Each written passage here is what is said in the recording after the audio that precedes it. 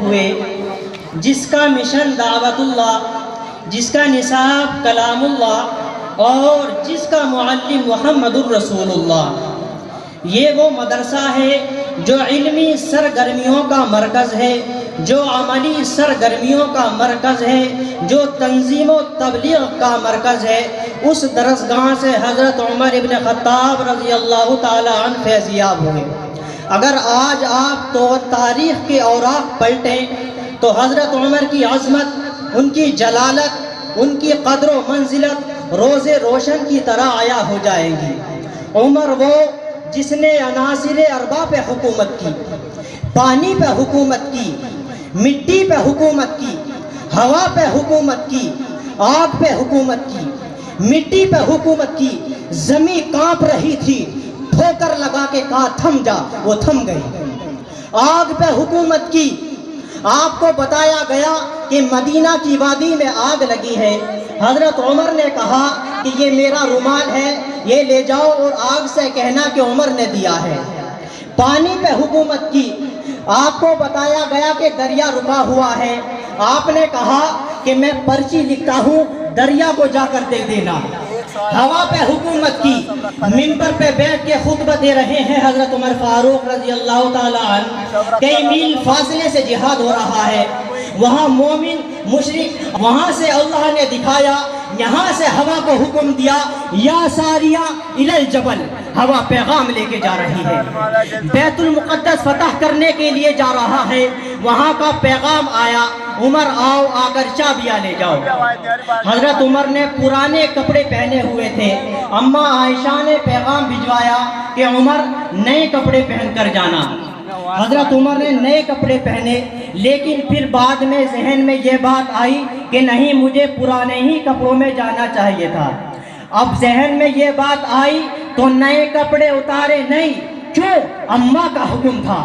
تو پھولوں کی خوشبو ہے یا چاندنی ہے، کسی شاخ تازہ کی تازہ کلی ہے، خدا جانے کس چیز سے تو بنی ہے، ابو بکر کی گود میں تو پلی ہے، تو ہے خاتون جنت کی ماں عائشہ، کوئی دنیا میں تجھ سا کہاں عائشہ، تیری پاکیزگی اور تقدیس کا ہے گواہ خالق دو جہاں عائشہ، سورہ نور میں جس کا ہے تذکرہ ہے اسی نور کی کہکشاں عائشہ، جس نے آقا و صدیق میں پیار ہے اسی پیار کی داستاں عائشہ، رب نے قرآن میں خود بتایا ہمیں، ہم سبھی مومنوں کی ہے اماں عائشہ۔ ذہن میں یہ بات آئی تو نئے کپڑے اتارے نہیں، کیوں؟ اماں کا حکم تھا۔ کہا کہ اماں سے اجازت لے کر آؤ، عمر پرانے ہی کپڑوں میں جانا چاہتے ہیں۔ اماں نے اجازت دی، پرانے کپڑے پہنے، 17 پیون کپڑوں پر، اور ہر پیون کپڑے کا نہیں، کچھ ٹاکیاں چمڑے کی۔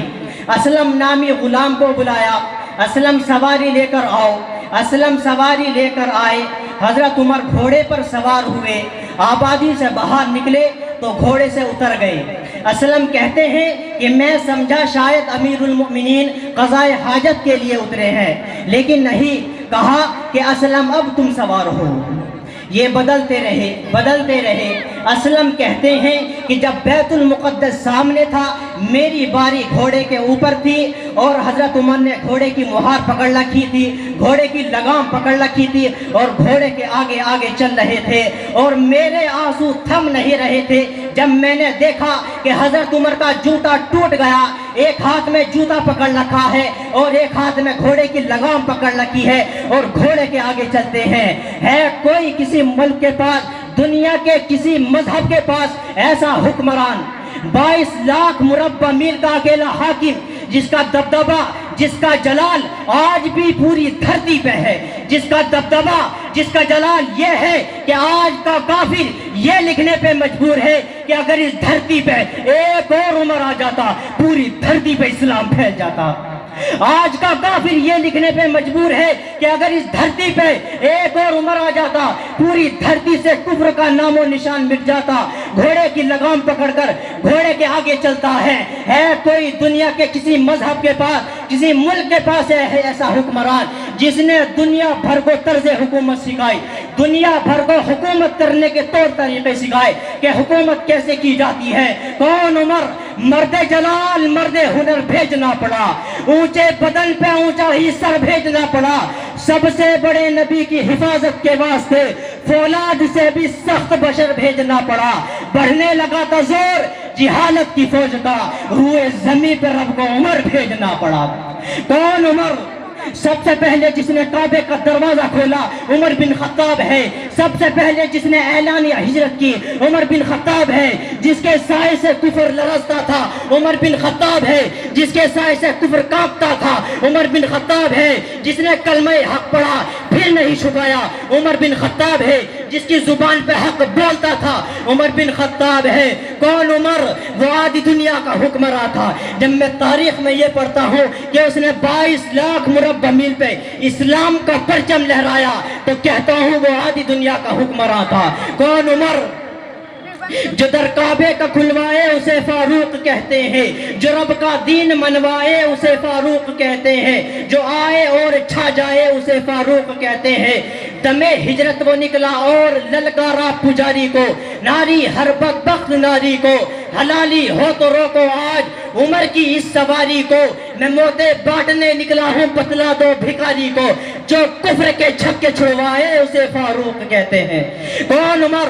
وہ آج دنیا کا حکمراں تھا۔ جب میں تاریخ میں یہ پڑھتا ہوں کہ اس نے 22 لاکھ مربع میل پہ اسلام کا پرچم لہرایا تو کہتا ہوں وہ آج دنیا کا حکمراں تھا۔